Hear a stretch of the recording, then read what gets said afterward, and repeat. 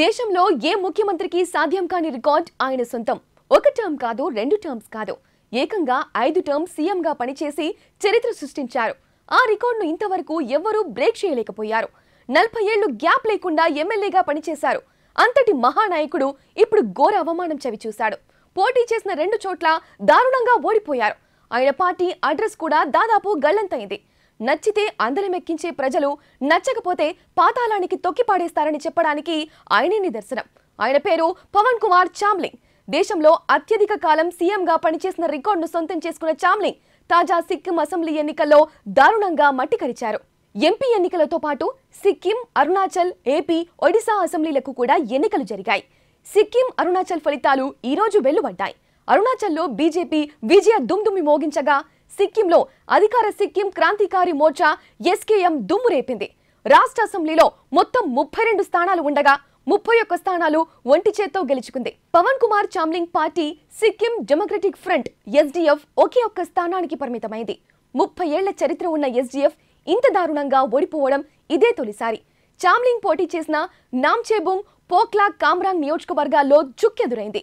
నామ్చేబుంగ్ సీటులో మాజీ సీఎంను ఎస్కేఎం అభ్యర్థి రాజు బాన్సెట్ 2256 ఓట్ల తేడాతో ఓడగొట్టారు. పోక్లా, కామ్రాంగ్ స్థానంలో ఎస్కేఎం అభ్యర్థి బోజ్ రాజ్రాయ్ కూడా 3063 ఓట్లతో మట్టి కరిపించారు. చామ్లింగ్ పతనం 2019 ఎన్నికల నుంచి మొదలైంది. ఆ ఎన్నికల్లో ఎస్డీఎఫ్ కు 15, ఎస్కేఎం కు 17 సీట్లు వచ్చాయి. ఎస్డీఎఫ్ ఎమ్మెల్యేలో 10 మంది బీజేపీలోకి జంప్ అయ్యారు. మిగిలిన వాళ్లు ఎస్కేఎంలోకి ఫిరాయించడంతో చామ్లింగ్ ఒక్కడే పార్టీ ఎమ్మెల్యేగా మిగిలారు. గత 5 ఏళ్లలో క్రాంతికారి మోర్చా బలం పుంజుకుంది. 73 ఏళ్ల చామ్లింగ్ ఎస్డీఎఫ్ కు కొత్త రక్తం ఎక్కించకపోవడంతో పార్టీ చతికిలబడింది. చామ్లింగ్ 1994, 1999, 2004, 2009, 2014 అసెంబ్లీ ఎన్నికల్లో గెలిచి సీఎంగా పగ్గాలు అందుకున్నారు. 1985లో తొలిసారి ఎమ్మెల్యే అయిన చామ్లింగ్ సిక్కిం సంగ్రామ్ పరిషత్ నేతా నార్ బహదూర్ బండారీ ప్రభుత్వంలో మంత్రిగా పనిచేశారు. 1993లో ఎస్డీఎఫ్ పేరుతో సొంత కుంపటి పెట్టుకున్నారు. 1994 నుంచి 2019 వరకు చామ్లింగ్ ఎదురు లేకుండా పాలించారు. 2009 వరకు ఒకే స్థానం నుంచి పోటీ చేసిన ఆయన తర్వాత ఓటమి భయంతో 2 స్థానాల్లో పోటీ చేస్తూ వస్తున్నారు. బీజేపీ సారథ్యంలోని నార్త్ ఈస్ట్ డెమోక్రటిక్ అలయన్స్ లో పనిచేసిన చామ్లింగ్ గత ఎన్నికల్లో ఆ కూటమి నుంచి బయటికి వచ్చారు. తర్వాత బీజేపీ ఎస్కేఎంతో పొత్తు పెట్టుకుంది. 2009 అసెంబ్లీ ఎన్నికల్లో ఎస్డీఎఫ్ మొత్తం 32 సీట్లను గెలుచుకొని చరిత్ర సృష్టించింది.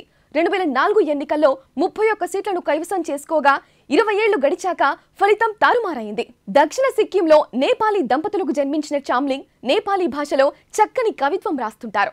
ఆయన కవిత్వానికి అవార్డులు వచ్చాయి. చామ్లింగ్ కు 2 భార్యలు, 8 మంది పిల్లలు.